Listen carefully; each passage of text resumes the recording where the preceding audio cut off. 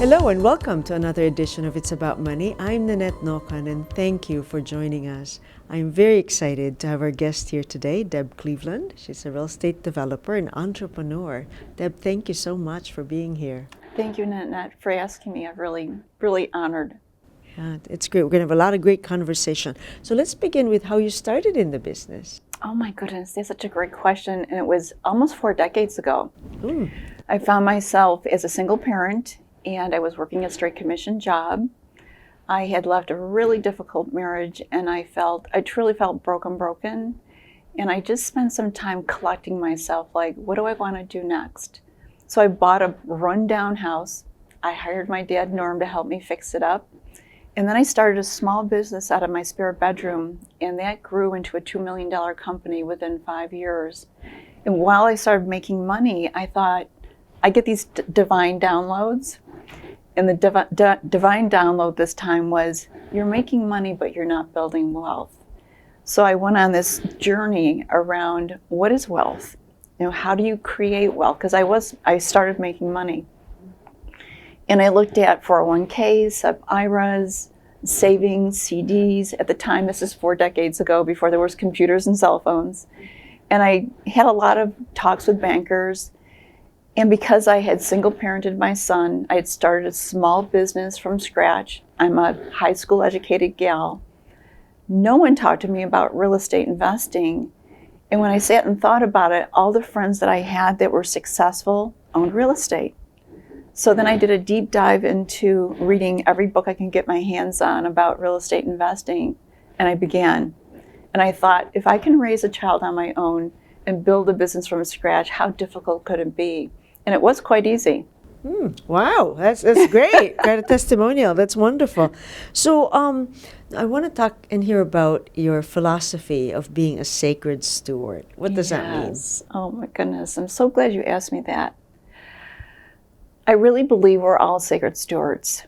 And I think that when you are being that, no matter what your vocation is, there's something different that shows up inside of your experience.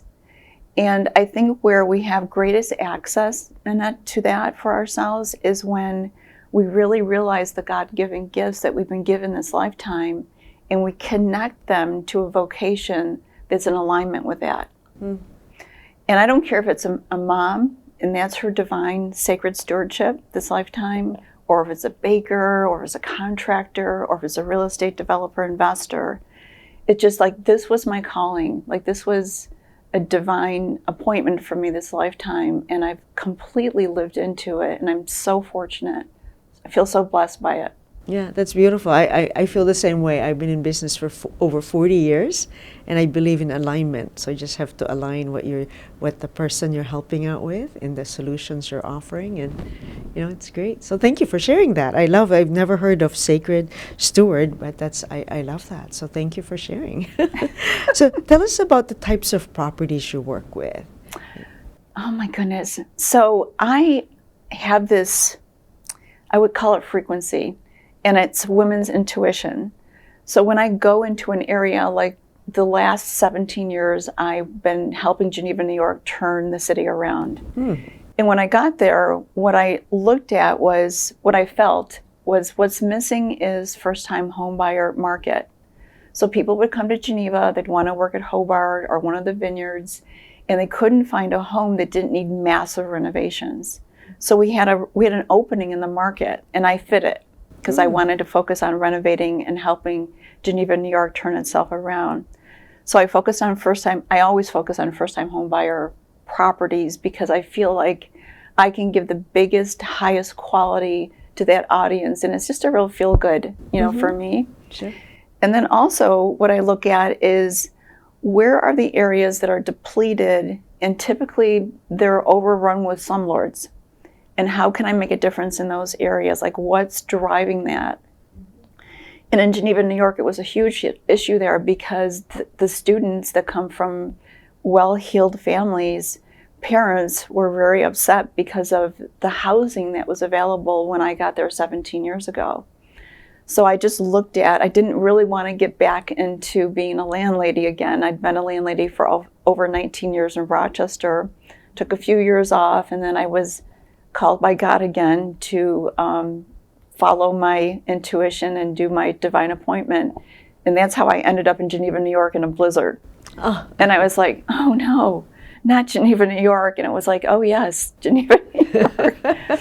So I look for the opportunity where I can make the greatest impact and difference in either the street, the block, the neighborhood, or the community that I'm called to. I see. That's beautiful. And Geneva has certainly reached a beautiful space right now. Oh my God. Great restaurants and yeah, nice. It was a collective effort. We had great leadership there. Matt Horn, I'm sure he'll see this, stepped in for 10 years. And then we had apprentice from Cornell, a small group that they hired that really helped us divide, name, and empower the neighborhoods to really say what's missing.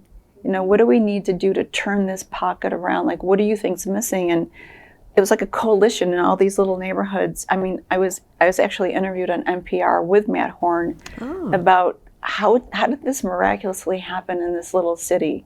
Like, it just really did turn itself around. Very nice. Oh, that's beautiful. That's very inspiring because, you know, as someone on the outside, seeing the growth and the elevation of the status of Geneva has really been impressive. So I didn't realize that you were behind that. I think I was critical. I was the one that said, there's a renaissance happening here, and the locals said, you're loco.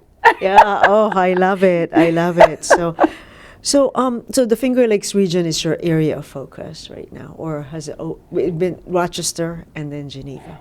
Yes. So my first investment was in the 14609 area, which is the Beechwood area. Mm-hmm. That was almost 40 years ago.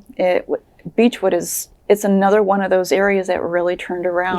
Yes, right. And I was one of the only ones there. I tried to get folks that were investors like myself that were over in the South Wedge area.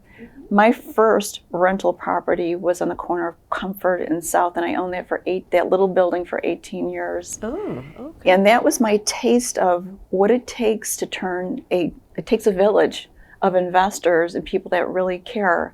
Like they got patrolmen to walk the streets. They got a neighborhood coalition to actually walk the streets in the South Wedge area. Mm-hmm. And it wasn't, when I was there 40 years ago and I was on the tip where there was like two ends of South Avenue, mm-hmm. It was pretty depressed in that area, but it has had a full turnaround.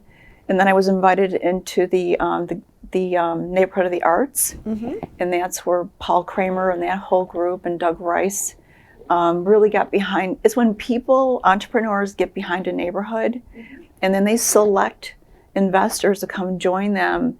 And they're very, what's the word I'm looking for? Protective of that area, because they don't want slumlords to come in. Sure. Because the pricing is typically really low, so they keep it quiet. Mm-hmm. They go invite people so that we can really make a difference in these areas. Mm-hmm. And sure, as a neighbor of the arts, as beautiful. Really, oh, it's great. I live downtown, so my commute to work downtown. is on Mount Hope and South Avenue, so it's nice. Oh.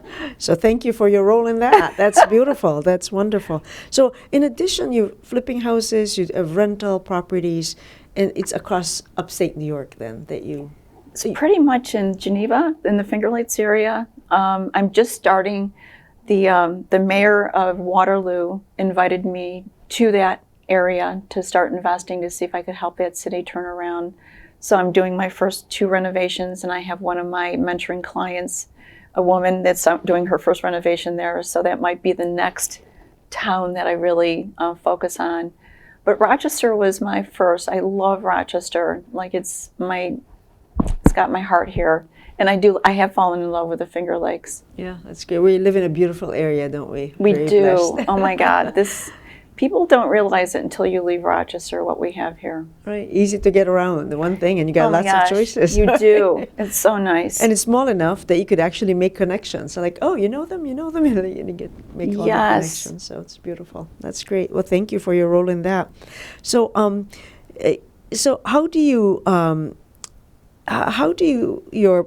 the houses that you flip and then also the rentals, do they coordinate? Do they complement each other? How do they work? Okay. Oh my gosh, it's such a compliment.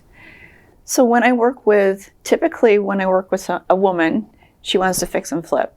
because it's fun. You can make some really good money. And if you have a tendency to be a do-it-yourselfer, they kind of, and they're an artisan, so that they're an entrepreneur, artisan.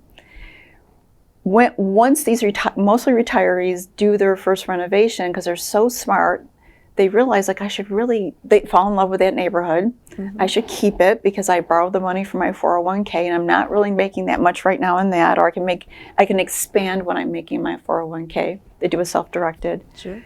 And then they were going to flip it, so now they decide to keep it and rent it to stabilize the neighborhood. They go on to the next one.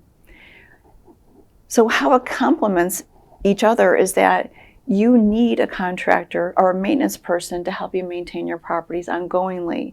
Mm-hmm. If you're doing a flip project, you can always borrow that person to go do a maintenance request. I see. You don't have to have a huge crew. Like the gals that I work with, I tell them start with one contractor that has multiple skill sets. That's all you need. I see. That's all you need. If you need something specialist, like maybe a roof or a boiler or a driveway, yes, you would go out and source that out, because typically that general contractor doesn't do that kind of work. Right. But usually my gals, they hire moonlighters or they hire retirees. Uh-huh. I really encourage them to work with retirees because these guys want to get out of the house. Yes, right. They're amazing at what they do, and they're not mostly money driven, they're really heart driven. Yes. So it's a beautiful combination for a woman that's retired that wants to get into the business.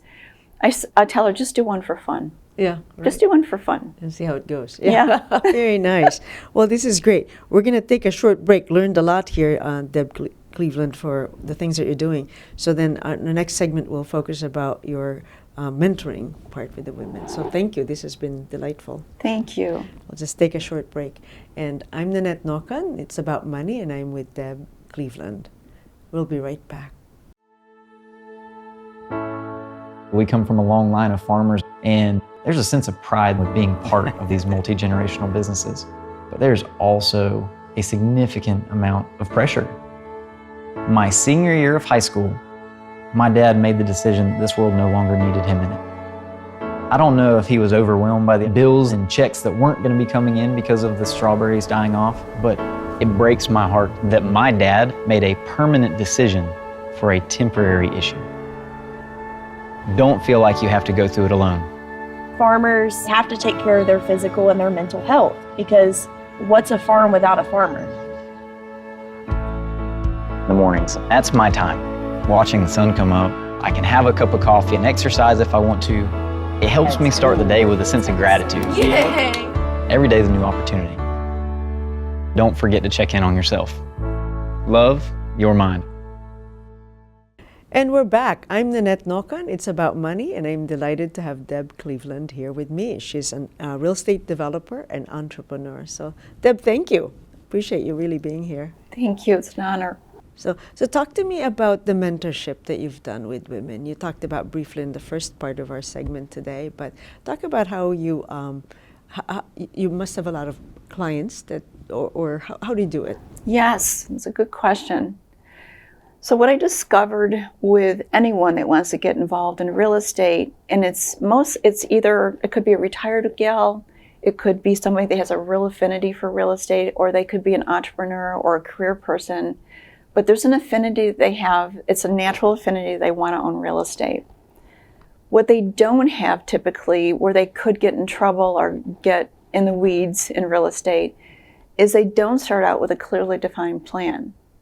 So when I start with them, I say to them, what's your overall financial objective for investing in real estate? And they glaze over. They go, what do you mean? I said, let's look 15 years down the road when the mortgage is paid off. We're sitting there having a cup of coffee. How big of a real estate portfolio did you build? And what kind of passive income are you experiencing now because the mortgages are paid off? And they're like, oh, wow, I never thought of it that way. So once they get really clear on that, it's so easy for them then to reverse engineer as far as, so if they claim, like, I want to build a $2 million real estate portfolio. So typically inside of 15 years, that's going to at least double. And if they buy it the way that I teach them, they'll do a little bit of elbow grease, and it could quadruple in value if they invest in the fringe markets.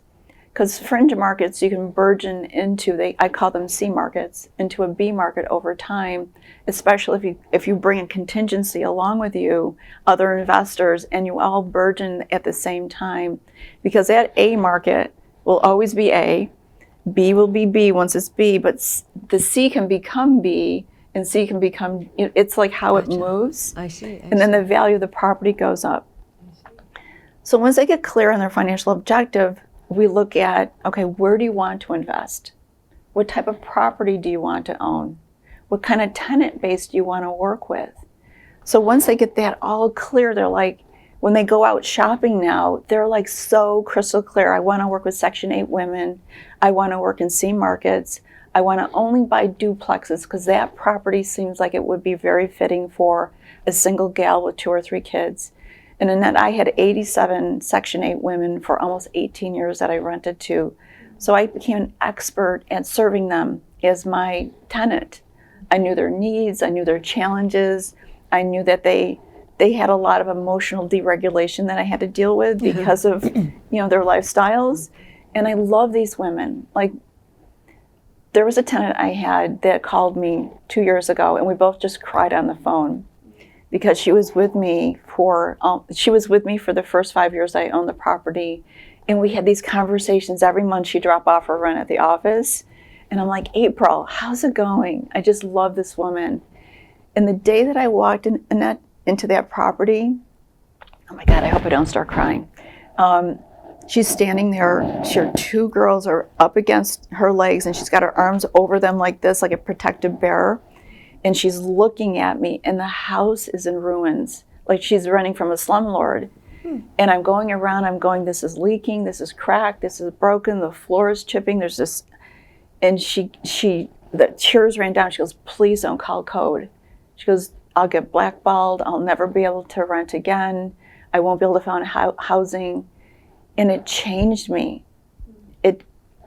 This is all about money. It became it was all about money when I started as a real estate investor. That moment with April and her 2 daughters changed me. I said, it's not all about money. Like, this is sacred stewardship. This is a way I can serve and give back and provide housing for women that need it so desperately. And it's not about gentrifying. It's not about going in and putting in granite countertops. It was about providing a beautiful, well-maintained home so she could raise her family. Be proud of, So the phone call was, she wanted to let me know that she graduated from college, her 2 daughters graduated from college, and she was a homeowner. Oh, I know it. And I was like, it's... That's beautiful. So she wasn't going to be a tenant anymore. No. That's beautiful. Isn't I know that great? it really is great. Yeah, it's wonderful. And I think, it's really interesting because once you know the foundation of how to make money, you could use it in a way that transforms other people, right? You and other people, us and other people. Absolutely. Give them strength and so on. That's great. Yes. Well, that's a great story about April. It is. And I love money. I love what I can do with it. I mean, I couldn't do any of what I'm doing without money. And when I didn't have money, and what I want your audience to know, especially women that are watching this, is that don't let that stop you. I mean, my first acquisition, my first property I bought, I went to my old boss. I was broke. I was a single mom. I had just bought a rundown row house in the Maplewood area, and I hired my dad to help me fix it up. And I was raising my son and started a tiny business. I'm working my straight commission job. And I called up my old boss and I said, would you lend me money to buy an investment property? And I knew he was an investor, so he lent me $62,000 to buy that little building in the South Wedge, 15% interest. Oh, I wow. Gasped. Good for him, good for you, though. I know. Still. And it worked. He said, in a 5-year amortization, I go, wait a minute, I can't pay this off in 5 years. He goes, 5 years, I want all that money back. And I paid it off in 5 years. And it was one of the best investments I ever made was that property. I had faith in you. And He did. And it sounds like you're giving it back to others by... I am. That's terrific. That's great. The greatest stories. I love it. I love it. So, so what fuels your passion? I mean, what you talked about it a little bit, but is there Yes. something else that kind of... Gosh, Annette, I really want to retire Deb, the human being, wants to retire. Do you really mean that? No, but, Okay, I was gonna say. but the soulful, the way I was created this lifetime, and I guess I don't really even believe in retirement. Like I have so much fun. Like after our interview here, I'll be jumping in the car most likely and driving to Geneva, New York, and looking at 8 renovations I have going on and meeting with my contractors and just setting up next week. And I can't imagine not doing that. Sure. And I think I've redefined retirement because I help my clients retire. I'm a financial advisor, and that's what I make my living. But for me, it's about, I think retirement is making work optional and being able to do what you love. So if what you're doing now is what you love, that's retirement, right? Because for other people, they don't like their job so much. So they look forward to retirement and doing something else, refocusing. But for people, I think, who absolutely have passion for their work, why would you want to stop, right? I agree. So I totally hear and understand what you're saying, because I can't retire from what I do. Of course, I want to give way to young people to give them an opportunity as well, but I just can't stop doing what I'm doing because I just love it, So Yes, it keeps us vital. yes, that's right. It really, and I think during this fall, beginning the winter of our lives, it is the time to mentor and share that wisdom with other people so they can step into our footsteps and continue the work that we're doing in the world. Yeah, and it's goodness. I think if we could do good for other people, they too in turn could pay it forward and just it's all one person at a time, right? Keep the cycle going. Yeah. So how do people find you when they say, okay, Deb, I want you to mentor me? How do they find you? Is it word of mouth or your website, which is wonderful? Yes, thank you. They can find me on my website, which is my name, debcleveland.com, www.debcleveland.com. I'm on Facebook. I post a lot of the renovation projects. I've been doing that for years as far as the different stages, and I have a pretty good following because I'm really bad on the camera when I'm videoing, and I get all kinds of, like, Deb, are you ever going to learn how to use that camera? I'm like, no. It's part of the charm. It really is. Oh my gosh, if I have a well-edited video, they probably won't stop following me or something. Yeah. Well, but if it's well edited, you might hide something. But this time you're showing everything because you're just. I have to check out and follow you, so that's really great. Let's see. How's your son doing? Yes, I have an amazing son. He's so different in that and I'm sure every mother says that about their child, right? Like he's so different, but this man, I want to call him this young man. He's 41 years old. He makes so much money. He does so much good in the world. He gives so much away. He's in the country of Colombia right now. He was building schools for less fortunate children. Oh my goodness. And he's so connected and so social, where like he'll go out into his network of highly influential people and he'll say, throw in, give me 25, 50 grand because we're building schools. We're doing something really good here. And, I see him on social media, and he's always giving things away. Truck full of clothing, truck full of food, truck full of, he's just really. So your influence really came through to him, because sometimes, someone so successful, children feel neglected. But here you basically showed him, taught him. That's amazing. Yeah, he's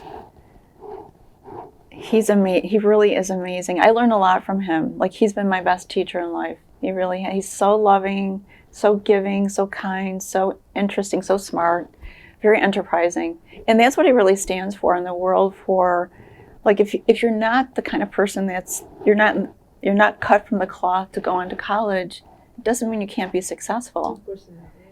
And I think a lot of young folks think they have to get a job, and he left school when he was 15 years old. He walked in and said, I'm not going back. I go, you can't say that. He goes, actually, I can. He goes, in 2 months I can emancipate myself. I go, who are you? Where'd you come from? You taught him well. Oh my gosh. I'm like, wait, I did. I really did. And he's always been an entrepreneur. He just has had it in his genes. Between his dad and me, he couldn't help it. Oh, wow. That's beautiful. It's a great story. I'm sorry that I kind of asked you this. I'm not sorry, but I'm sorry to have surprised you with that, but I'm glad that you shared, because that's really beautiful. Yeah. So that means that you're real. right? 'Cause Yes. sometimes people are very successful, but then they forgot about raising and exuding the same values for their children. So very Yes. nice. Right. He went through a lot with me. You know, I don't want to say that it was, I wasn't the best mom because I was so busy, you know, surviving.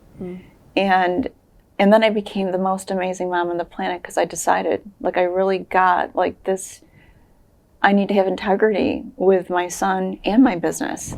You know, it's not, I felt like I was out of integrity as a mom. And I just really recognized, like, I tell him I'm going to be home at 5:30. I come home at 6, and he's been waiting 30 minutes. And when you're a young kid, that's like 2 years. Sure. Right. And I just really got those tiny things that made a huge difference. And I just love this man that he's become.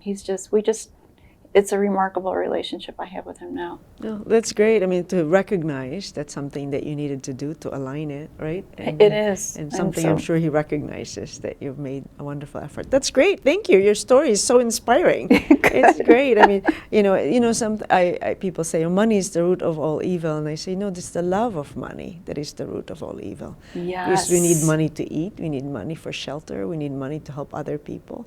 So it's the love of money. If we're possessed or obsessed with money, it's not a good thing. But if we use it to do good, like you do, Yes. it's great. You teach people how to do it, right? Yes. Teach them how to fish. Yes. Yes. I don't want to give people fish. Yeah, It doesn't work. You know that doesn't work. Yeah, no, not at all, not at all. Very nice. I'm so inspired, and I'm surprised that I hadn't read about you before. So now I'm going to have to talk to a lot of people about you.